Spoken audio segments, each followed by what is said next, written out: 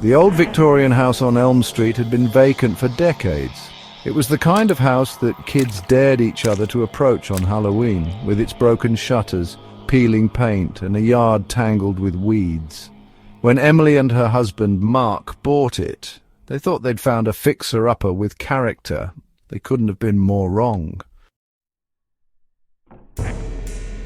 From the day they moved in, things felt off.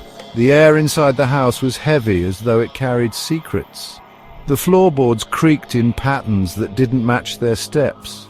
Doors shut by themselves and objects disappeared, only to reappear in strange places.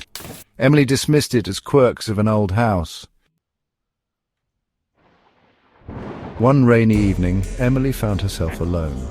Mark was away on a business trip, and she decided to tackle organizing the attic. Armed with a flashlight and her phone, she climbed the narrow, creaking staircase.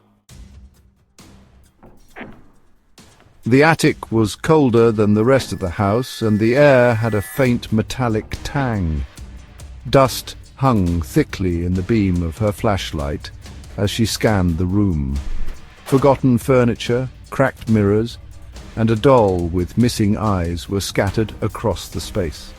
In the far corner, something caught her eye, a large trunk covered in cobwebs. It looked ancient, with iron clasps and strange symbols carved into the wood. Curious, she brushed off the dust and pried it open. Inside were old photographs of a family, their faces blurred and smudged. As she flipped through them, she noticed something chilling. A dark figure loomed in the background of every photo, its outline human-like but warped. Her heart pounded as a sudden creak sounded behind her. She spun around, her flashlight flickering.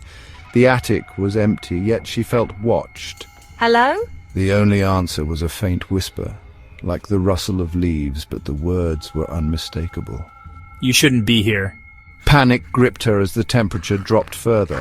Her breath fogged in the air. The whispering grew louder, now a chorus of voices. She backed toward the staircase, her flashlight dying completely. In the darkness, she heard footsteps, slow and deliberate. She fumbled for her phone, turning on the flashlight feature, and pointed it toward the sound. The beam illuminated the figure from the photographs. It was tall and gaunt, its skin pale and stretched unnaturally tight over its face. Hollow black eyes locked onto hers as it took a step forward, its skeletal hand reaching out. Emily screamed and bolted down the stairs, nearly tripping in her haste. She slammed the attic door shut and pushed a heavy dresser against it. The whispering continued from the other side, now frantic and angry. When Mark returned the next morning, he found her huddled in the living room, pale and trembling. She tried to explain what had happened, but he laughed it off, blaming stress and an overactive imagination. That night, as they slept, the attic door creaked open on its own and the whispering began again. Mark never doubted her after that, because he was never seen again.